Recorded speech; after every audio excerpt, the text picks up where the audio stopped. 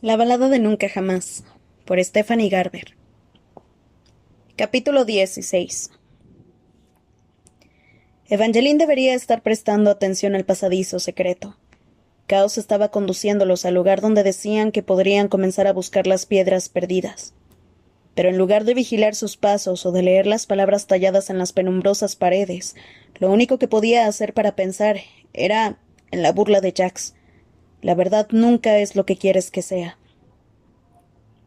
Había sonado a advertencia, como si su verdad fuera tan destructiva como sus besos. Aún así sus palabras la hicieron preguntarse, ¿cuál sería la verdad de Jax? ¿Qué quería del valor y por qué no quería que ella lo supiera? Por supuesto, Jax parecía disfrutar atormentándola, así que quizá fuera esa la razón por la que lo mantenía en secreto. Evangeline no estaba segura de que la convenciera su explicación, pero al menos tenía la esperanza de descubrirlo todo sobre Jax cuando diera con la piedra de la verdad. Hemos llegado. Cao se detuvo ante una puerta en cuyo centro estaba grabada la cabeza de un lobo, arañada por una bestia o por una mano con unas uñas impresionantes. Después le entregó a Evangeline una llave de hierro unida a una cinta de terciopelo. Sé que puedes abrir cualquier puerta, Evangeline, pero deberías evitar derramar sangre mientras estés aquí. Evangeline sabía que debería sentir algún tipo de miedo, pero estaba bajo el efecto del hechizo de los relatos de vampiros, o simplemente era demasiado testaruda para dejarse asustar. En un mundo de inmortales ella había descubierto que tenía un poder, y no quería que le dijeran que no lo usara. Por supuesto no dijo nada de aquello mientras giraba la llave que Caos le había dado. Al otro lado de la puerta había estanterías, gruesas y recias, abarrotadas de tomos antiguos, bordeando las paredes redondeadas hasta un techo tan alto que necesitaría varias escaleras para alcanzarlo.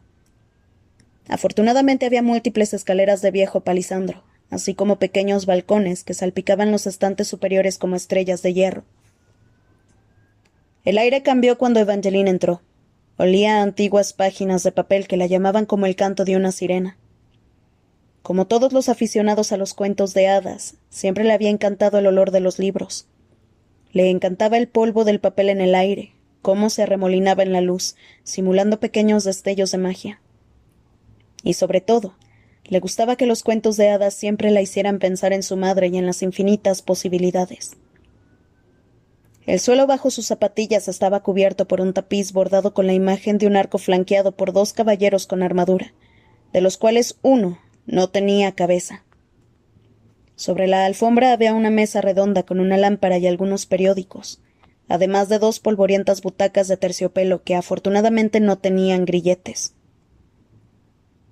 Por adorable que sea todo esto, ¿cómo se supone que va a ayudarme a encontrar las piedras restantes? Preguntó. Creía que los libros no eran fiables debido a la maldición. Por supuesto, aquello nunca evitó que buscara respuestas en la biblioteca, aunque jamás la condujo a nada útil. Cuando registró la biblioteca real buscando información sobre los Valor, no había ningún libro sobre ellos. Se suponía que se debía a la maldición de las historias, pero parecía que no había sido ésta la que se había llevado los libros, sino Caos. Parecía tener todos los libros sobre los Valor ocultos en la biblioteca. Los lomos decían cosas como de cómo el norte llegó a ser glorioso, una historia maravillosa, el rey lobo, la asombrosa corte de los Valor, Wulfric y Honora, la primera historia de amor épico del norte. También habían títulos relacionados con las grandes casas, pero la mayoría de los libros estaban relacionados con los misteriosos Valor. ¿Has reunido todo esto solo para buscar las piedras del arco? Pensé que tenerlos en mi biblioteca sería el mejor modo de mantenerlos a salvo. Debido a la maldición de las historias, las palabras de la mayor parte de estos tomos cambian un poco cada vez que alguien las lee. Caos recorrió con sus dedos enguantados un viejo lomo de piel, y Evangeline observó cómo cambiaba el título de Castor Valor, un príncipe entre príncipes, a Castor Valor, un pringado entre príncipes. No obstante, como rara vez permito que los lean, la mayor parte de las historias del interior se ha preservado. Evangeline negó con la cabeza mientras miraba los incontables lomos de piel. Algunos de los títulos parpadearon ante sus ojos solo por atreverse a mirarlos. Ni siquiera sabía por dónde empezar. Quizá podríamos volver a por la piedra de la suerte por si... No, contestaron Chaos y Jax a la vez.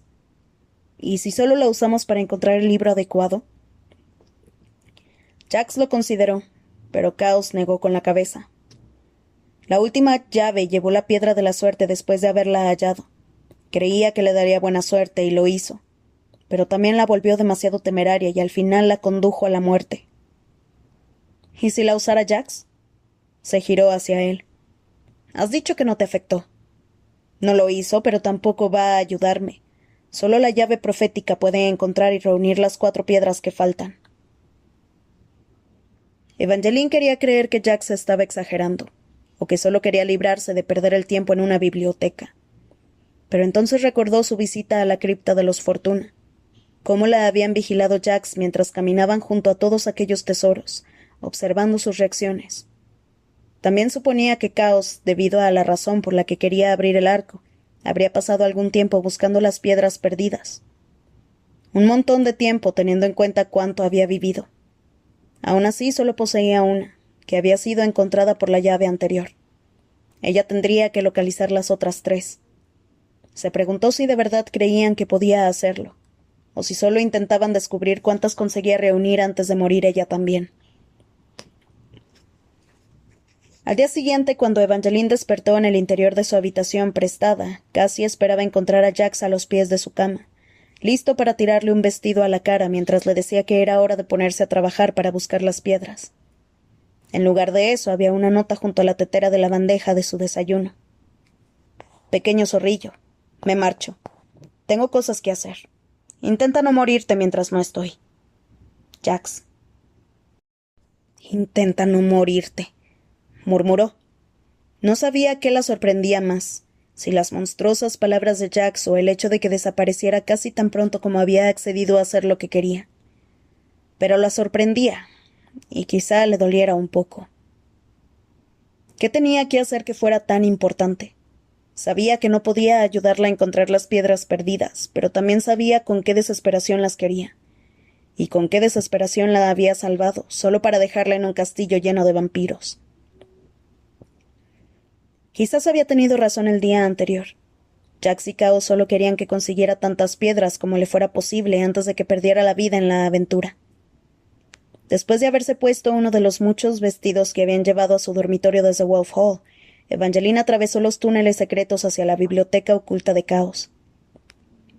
A pesar de la nota de Jax, seguía esperando que apareciera silenciosamente a su lado, o que atravesara una puerta secreta en la pared. Pero Jax no apareció. La biblioteca estaba tranquila sin sus burlas, sin sus carcajadas y sus manzanas lanzadas. Solo se oían los chisporroteos ocasionales de las brillantes lámparas que llenaban la biblioteca oculta con su luz caliente y almibarada. Intentó encontrar consuelo en los libros. Las historias siempre le habían parecido sus mejores amigas. Pero todos aquellos relatos sonaban como familiares lejanos a los que no conocía. Chaos había tenido razón sobre cómo puede cambiar el contenido de los libros. En casi cada libro que leía, las palabras se transmutaban ante sus ojos. Normalmente eran cambios menores. Veía descripciones en las que el color de ojos de Nora Valor pasaba de pardo a castaño, párrafos en los que el cabello de Wulfric variaba de dorado a pelirrojo. Pero algunas cosas no parecían cambiar, como el nombre de los hijos de los Valor y alguna de sus características más definitorias. Aurora era dulce y siempre la describían como la chica más hermosa que hubiera vivido jamás, seguida por su gemelo Castor, del que se decía que era muy noble. Vesper podía ver el futuro. Tempest y Rómulos, otra pareja de gemelos, eran grandes inventores y los responsables de los arcos mágicos. Dane era una especie de cambiaformas, y Lysander tenía un don relacionado con los recuerdos. Todas las historias decían que eran atractivos, amables y generosos. La familia estaba unida, se protegían unos a otros y eran muy queridos hasta que algo horrible ocurrió. Pero Evangeline no consiguió descubrir cuál fue aquel suceso trágico. Conocía el resultado. Los Valor construyeron el Valor y sellaron algo en su interior y después los decapitaron, lo que dio fin a la era de los Valor e inicio a la era de las grandes casas. Fue entre aquellas dos épocas cuando se crearon y ocultaron las piedras. Por desgracia, Evangeline consiguió encontrar poca información sobre ese misterioso tiempo intermedio. Lo único que pudo recopilar fueron historias que eludían lo que había pasado. Encontró historias del antes, de la era de los Valor, cuando los caballeros siempre ganaban, el bien siempre prevalecía sobre el mal, el honor siempre era recompensado y los cuentos de hadas terminaban felizmente. Luego estaban los relatos del después, la era de las grandes casas, que a menudo titilaba y cambiaba a la era de los grandes males mientras leía. Un volumen, Historia de decapitaciones famosas, tenía todo un capítulo sobre las muertes de los Valor, pero no mencionaba el arco Valori. Un párrafo decía: la niebla caía como lágrimas en Valorfell, cubriendo las calles de sombras y frío mientras la gente lloraba en silencio en sus hogares. La mayoría lamentaba la muerte de la importante familia Valor, pero pocos lo mostraron por miedo a que las grandes casas los aniquilaran a ellos también. El autor continuaba maldiciendo los nombres de las grandes casas originales: Fortuna, Slaughterwood, Merrywood, Redthorn, Hawkleaf, Castle, Bloodgrave, Verita, Ravencross, Starling, Havoc, Bellflower y Acadian. Acadian era el apellido de Apolo, y leerlo la hizo recordarlo, sentado al agrupo de su caballo de caza, luchando contra la maldición. Se preguntó dónde estaría en aquel momento. Ella estaba ilesa, por tanto tenía que asumir que él también lo estaba, al menos físicamente. Emocionalmente, ¿qué le estaría haciendo todo aquello? La primera noche que estuvo despierto, cuando lo vio en el jardín, ya parecía un príncipe distinto de aquel con el que se había casado. Lo habrían herido y hechizado. Un poco de eso no lo destruiría, pero... ¿y si la maldición duraba demasiado? ¿Quién sería Apolo después? Al día siguiente, Evangeline decidió leer más sobre las grandes casas. Las grandes casas originales eran 13, y obtuvieron su poder tras la caída de los Valor, lo que la hizo preguntarse si habrían estado involucradas en el sellado del arco y la ocultación de las piedras. Sobre todo porque las piedras eran mágicas, y seguramente proporcionaban algún beneficio a quien las poseía. Decidió examinar primero la casa Slaughterwood, ya que Lala iba a casarse con Lord Robin Slaughterwood. Por desgracia parecía que no había libros que mencionaran esa casa, o si los había, la maldición de las historias los había alterado. Ocurría a menudo. La siguiente familia sobre la que buscó información, la casa Merrywood, se volvió Bitterwood mientras leía. Su apellido pasó de alegre a amargo, aunque nada en el clan o en la aldea que llevara ese nombre parecía amargo. Se decía que la aldea de Merrywood era una encantadora población construida en el bosque, hogar de ferias encantadas, zorros mágicos y un trío de casi infames malandrines que todos decían que eran simpáticos, guapos y revoltosos. El trío estaba compuesto por el príncipe Castor Valor, Lyric Merrywood, hijo de Lord Merrywood, y un arrogante arquero. No se detallaba el nombre del arquero, pero Evangeline se preguntó de inmediato si sería el mismo de la balada del arquero y el zorro. ¿Has encontrado algo interesante? Una voz aterciopelada sobresaltó a Evangeline, que dejó caer el tomo que tenía en la mano. El libro golpeó el suelo con un ruido sordo. Siento haberte asustado. Cao se apoyó despreocupadamente en la butaca opuesta, vestido con una armadura de cuero que delineaba perfectamente su esculpida perfección vampírica, y Evangeline supo que no lo sentía en absoluto. Le divertía haberla sobresaltado. Había una arruga suave e inesperada alrededor de sus ojos, lo que lo hacía parecer un poco humano. Pero Evangeline todavía recordaba el momento en el que lo había mirado a los ojos y había visto en ellos a la muerte. El vampiro la dio la cabeza y se alejó de ella para examinar el montón de libros que tenía sobre la mesa. ¿Estás leyendo sobre las grandes casas? Sí, pero hay una sobre la que no he conseguido encontrar ningún libro. ¿Tienes algún tomo sobre la casa Slaughterwood? No hay nada sobre la casa Slaughterwood que valga la pena ser leído. Son solo un puñado de brutos sin carácter. Caos caminó hasta la estantería y extrajo un libro con una polvorienta portada lavanda. Se lo entregó. Quizás este. Era un libro fino envuelto en un grueso lazo negro y con grabados en pan de oro. El auge y la caída de los Valor, la querida primera familia real del glorioso norte. El título se deformó mientras lo leía.